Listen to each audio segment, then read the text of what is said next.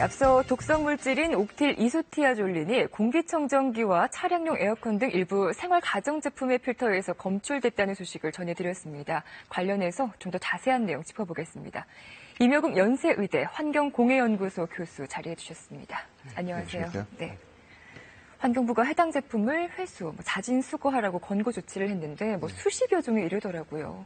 어떤 문제가 있습니까? 네, 이번에 지금 환경부에서 발표한 내용은 공기청정기나 차량용 에어컨에 쓰는 필터 종류들입니다. 그런데 이런 그 필터 종류들이 안에 포함되어 있는 성분 중에 항균제라는 것을 썼습니다. 그 네. OIT라는 물질인데요.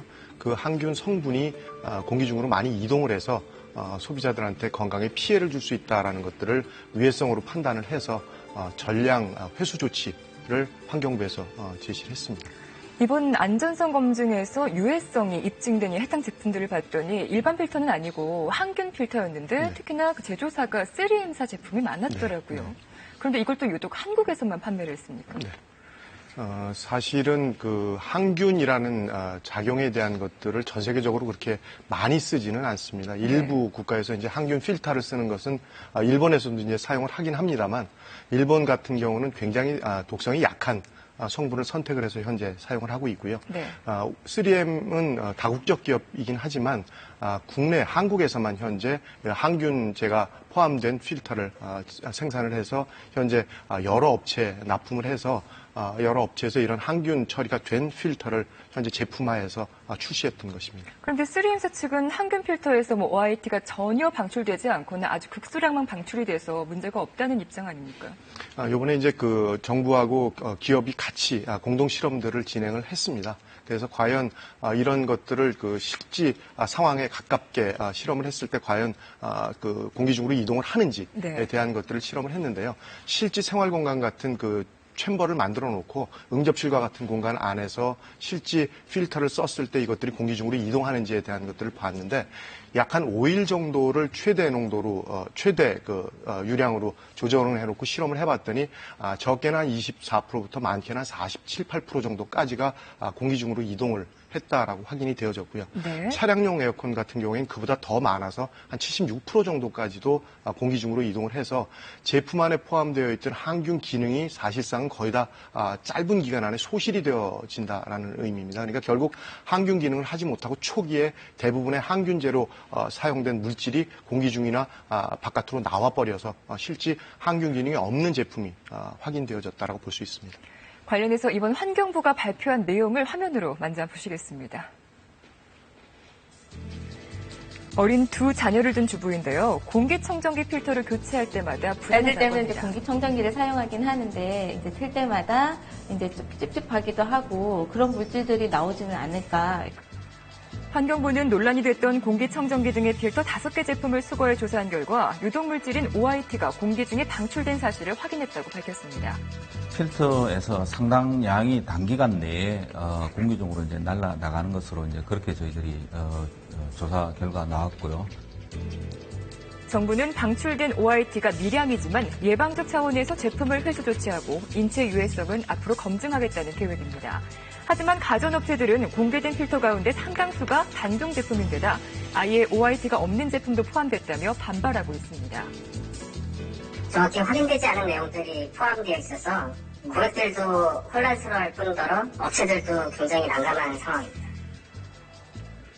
수거된 항균 필터에서 검출된 OIT라는 성분에 대해서 좀 더 자세히 알아보겠습니다. 어떤 물질입니까? 예, 이 물질이 그러니까 우리가 요번에 지금 다시 떠올리기도 싫습니다만 가습기 살균제에 포함이 되어 있던 CMIT나 MIT라고 그러는 물질과 같은 이소티아졸론이라는 물질 계열의 것들입니다. 물론 가습기 살균제에 포함된 물질보다는 독성이 다소는 낮기는 합니다만 이 물질 역시도 어느 정도의 독성이 확인되어져 있는 물질이기 때문에 네. 사실상 우리가 제품에서 쓰기에는 적합한 물질은 아니라고 보여집니다. 그러니까 항균, 살균 기능이 있지만 일상생활에서 계속 쓸 때는 위험성이 있다는 건데 그렇다면 이 성분이 우리 인체에 얼마나 해로운지 어떤 영향을 주는지 알려줄 수 있나요? 그러니까 이제 현재까지는 여러 가지 독성 실험들을 했습니다. 그래서 우리가 보통 피해를 받는 것들이 먹거나 피부에 닿아서의 피해보다는 이것들은 호흡기로 가서의 피해들이 굉장히 커서 주로 호흡기 계통의 점막이라는 부분에 대한 것들을 굉장히 악화시키는 그런 작용들을 합니다. 그래서 주로 상기도 쪽에 피해를 많이 줘서 이 호흡기의 위쪽 금속 부분에 피해를 많이 주는 것들이고요. 그래서 이제 주로 폐의 여러 가지 기능적 변화나 악화를 시킬 수 있는 가장 대표적인 물질 중에 한 가지입니다. 말씀하신 것처럼 이 OIT가 가습기 살균제에 포함됐던 그 성분과 비슷한 계열이기 때문에 네. 소비자들이 더 불안해하고 있지만 이 성분이 인체에 어느 정도의 양이 얼마나 해로운지에 대해서는 앞으로 좀 더 추가적인 조사가 있어야 하는 거잖아요. 예, 물론 이제 발암성까지는 없는 것으로 확인이 되어진 물질이긴 하지만 그래도 이제 독성이 어느 정도 있는 것들이고요. 특히나 이제 호흡기에 극히 미량인 뭐 0.64mg 정도만 호흡을 해도 독성이 있을 수 있을 정도의 아주 약한 농도에서도 이미 독성은 어느 정도 확인이 된 물질들입니다. 네. 이번 실험에서 사실은 공기 중으로의 이동 양이 상대적으로 조금 적기는 했지만 제품에서 틀림없이 탈착이 이루어져서 그 바깥으로 나갔다라는 것은 틀림없는 사실이기 때문에 이것들이 어떤 경로를 통해서 사람의 호흡기뿐만이 아니라 여러 접촉 경로로 인체에 유입이 되게 되면 그에 대한 피해는 우리가 아직 확인하지 못했을 뿐이지 피해가 없을 수 있는 정도의 수준이라는 업체의 이야기는 굉장히 좀 잘못된 표현이라고 판단이 되어집니다. 공기청정기도 일상생활에서 자주 쓰지만 또 특히 차량용 에어컨, 요즘같이 더울 때는 문 닫아놓고 에어컨 오랫동안 쏘게 되잖아요. 네. 이것도 문제가 되고 있다면서요. 그러니까 차량용 에어컨의 제일 큰 문제점 중에 한 가지는 차 안으로 유입된 물질이나 차에서 발생된 물질들이 빠져나가지를 못한다라는 겁니다. 그러니까 아주 좁은 공간에서 계속해서 공기가 순환이 이루어지고 있기 때문에 농도가 가면 갈수록 높아지는 그런 특성을 갖고 있는 공간입니다. 그리고 굉장히 좁은 공간이라는 것과 그리고 차를 탈 때는 저희가 또 하나 꼭 신경을 써야 되는 것들이 건강한 사람들만이 차량을 이용하는 것이 아니라 어린이라든가 노약자라든가 또 질병을 갖고 있는 사람까지도 차량은 같이 활용을 하기 때문에 네. 굉장히 약한 상태에 있는 사람들도 차 안에 같이 있다는 부분에 대해서는 우리가 필히 좀 유념을 할 필요가 있다고 보여집니다. 그런데 마찬가지로 해당 제조업체에서는 역시 미량이고 게다가 이게 고체 상태 코팅이 되어 있기 때문에 잘 방출되지 않는다고 해명을 했던데요. 그 코팅이라는 절차에 대한 것들을 요번에 충분히 설명을 못했고요. 사실은 이제 코팅과 같은 절차라든가 아니면 제품을 만들 때 이렇게 합성을 시켜버리면 공기 중으로 잘 이동을 하지 못하는 것이 사실인데 이번은 단기적인 실험만에서도 공기 중으로 굉장히 많은 양들이 이동을 한 것으로 보아서는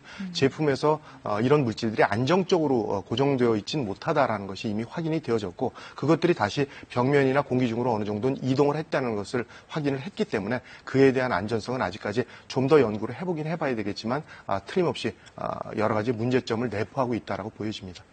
가습기 살균제에 이어서 공기청정기까지 우리가 일상생활에서 좀 더 깨끗하고 건강하게 살고 싶은 바람에서 믿고 쓰는 제품들인데 이렇게 해가 되는 일이 자꾸 되풀이되고 있습니다. 근본적인 원인이 있습니까? 그러니까 결국 뭐 기업의 생존 전략 중에 한 가지라고 판단은 됩니다만 차별화를 시키기 위해서 새로운 화학물질이나 새로운 기능들을 자꾸 이제 추가를 시키는 경향성들이 있습니다. 그러다 보니까 결국 확인되지 않은 것들, 안전성에 대한 것들이나 건강에 대한 영향을 충분히 검토하지 않은 것들을 미리 제품화해서 빨리 출시하는 그런 기업의 특성들이 여기에 반영이 되다 보니까 결국 이로부터의 피해는 소비자들한테 올 수밖에 없다라는 것들입니다. 따라서 지금 요사이 이제 생활 제품에 대한 문제점들이 어느 정도 조금 사회적인 여론이 형성이 됨으로 인해서 환경부에서 일부 제품에 대해서 안전성 평가를 시작을 했습니다.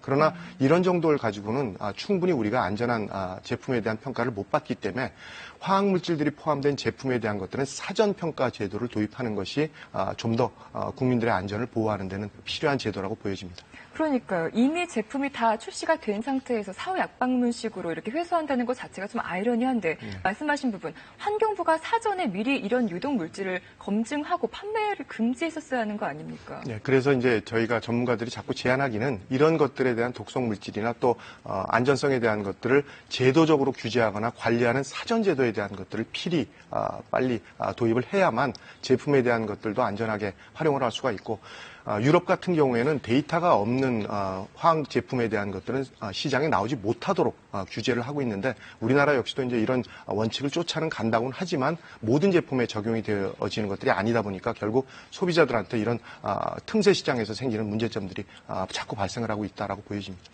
이렇게 더운데 에어컨 안 쓸 수 없고 또 미세먼지, 실내먼지 때문에 공기청정기도 안 쓸 수 없는데 어떤 점들을 좀 더 주의해서 사용하면 좋을까요? 그러니까 대부분의 제품들이 그렇습니다만 기능이 많아지면 복잡해집니다. 그리고 그러다 보면 결국 화학물질이나 여러 가지의 어떤 기능을 만들기 위한 부수적인 것들을 많이 쓰게 되는데 그것들이 안전성이라든가 아직까지 확인되지 않은 부분들이 꽤 많이 활용이 되어지고 있기 때문에 이런 부분보다는 원래의 기능에 충실한 제품들을 소비자 입장에서 선호하시는 것이 좀 더 안전성에 대한 것들이 검증된 그러한 제품들을 쓰는 방법이라고 판단이 되어집니다.